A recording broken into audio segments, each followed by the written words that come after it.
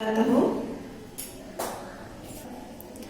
back to my class students. Class 3 subject mathematics. We'll be continuing with our second chapter, that is fraction. So in your previous class you have studied that fraction is the number that tells about equal parts of the whole or group. This is a whole, students. This is whole. A whole can be divided into any number of equal or unequal parts. Equal means it should be equal. Unequal means it is not equal. Next, we have a whole part here. See the whole part here. How many parts are shaded with pink here? One part. How many parts do we have? We have 3 parts. So we represent 1 by 3. 1/3 of the whole is shaded with pink. And how many parts are shaded with blue here? 2. So we can tell 2/3 of the given part is shaded. So it is read as 2 by 3. It is 2/3. Just observe your page number 21. Shade one part and write it in fraction for each of the following figure. You have to shade one part. Color one part. Sorry, I am coloring with the pencil. You can use your beautiful colors and you can color it.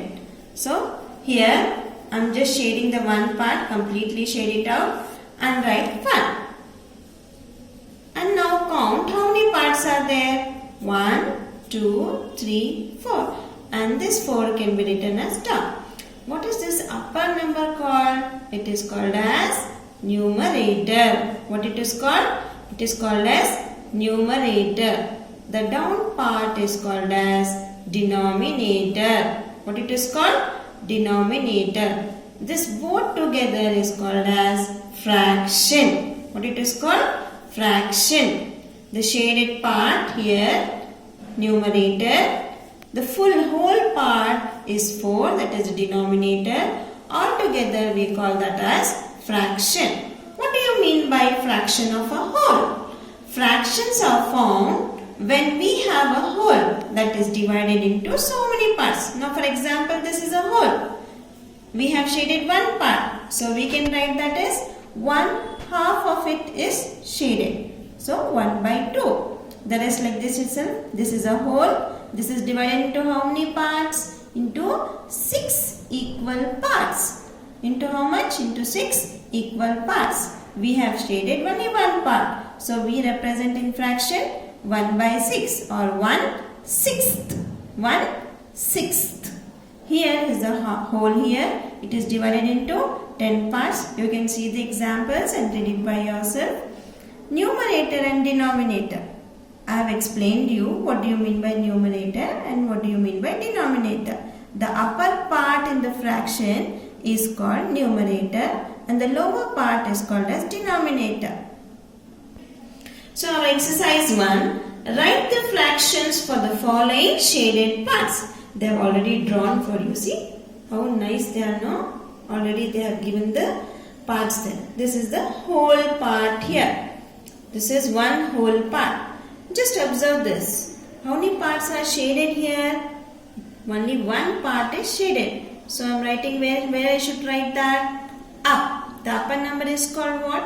It is called the top part is called as numerator. And the bottom part is called as denominator. How did I found the bottom part here? This is one whole. Into how many parts it is divided? 1, 2, 3. So I am writing here 3. Just observe this one here now. J1. How many parts is this diamond like shape? It is divided into 1, 2, 3, 4, 5, 6. So I am writing this whole part. Into how many parts it is shaded? 6 parts. So the bottom part, that is the denominator, we have 6. How many parts are shaded? 3. That is numerator. We got the fraction, that is 3 by 6. Next main. What fraction of each figure is shaded? You should just write what fraction of each figure is shaded. Just observe the whole part here. 1, 2, 3. How many parts is that? 3 parts. What is that? That is our denominator. How many parts are shaded here? 1, 2. I am writing that is top part, that is the numerator. Just observe it and try to do it by yourself. Next, observe the given figure and complete the table below. Here is the figure given for you. Fraction of the shaded part. How many parts is the figure divided into? 1, 2, 3, 4, 5, 6, 7. What is this 7? Yes, that 7 is our denominator. That is our denominator. So what is the numerator? The shaded part. Only one part is shaded, no? So that is our numerator. We have the fraction that is 1 by 7. 1 is here numerator and 7 is the denominator. Fourth mean, identify the numerator and the denominator in each of the following fractions. We have the fractions here. 3 by 4, 5 by 9. Now 3. The upper part is called what? Numerator. And the bottom part is called as denominator. You can write it like this. Fifth mean, form a fraction with the given following numerator and denominator. See, it's the just opposite of this. They have given here fraction and you wrote the numerator and denominator. Here, they have given you the denominator and the numerator. You should write the fraction. See, the numerator n. N is the upper part. Denominator D. D is the lower part. Numerator is 6 and denominator is 10. We got the fraction 6 by 10. The rest of it you can do it by yourself. Please complete exercise 1 in your textbook itself. You can write like this, students. 6 by 10. 11 by 99. Here space was not there, so I have just given a slash here. You can write it in this form. Next we have fraction on a number line. We have to represent a fraction on number line. What are the steps here? They have said you 3 by 5. Show 3 by 5 on a number line. The first step here is draw a number line and mark O, that is 0 and 1 on it. The line segment between the two marks represents the whole. This is the whole. Then second step here is divide the number line between 0 and 1 into as many parts of numbers in the denominator. So here in the denominator we have 5. So I have divided into 5 parts. 5 equal parts. The number line is divided into 5 equal parts here. Hence the denominator is 5. So the line segments represent one whole is divided into 5 equal parts. Label all the 5 parts here. So I have labels here 0, 1 by 5, 2 by 5, 3 by 5, 4 by 5 and then 5.